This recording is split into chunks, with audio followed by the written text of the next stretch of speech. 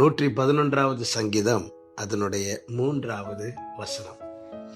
அவருடைய செயல் மகிமையும் மகத்துவமும் உள்ளது. அவருடைய நீதி என்றென்றைக்கும் நிற்கும். கர்த்தருடைய பரிசுத்த நாமத்திற்கு மகிமை உண்டாவதாக. நம் ஆண்டவரை குறித்து வேதம் சொல்லுகிறது, அவர் யோசனையிலே பெரியவரும் செயல்களிலே வல்லவருமாயிருக்கிறார் என்று.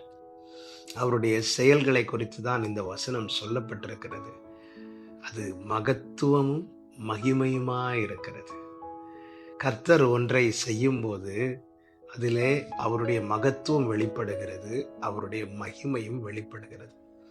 தேவன் செய்கிற ஒவ்வொரு காரியமும் எப்படிப்பட்டதா இருக்கிறது என்று அதே 111வது சங்கீதத்தின் 2வது வசனமும் 3வது வசனத்திலையும் பார்க்க முடியும். 2வது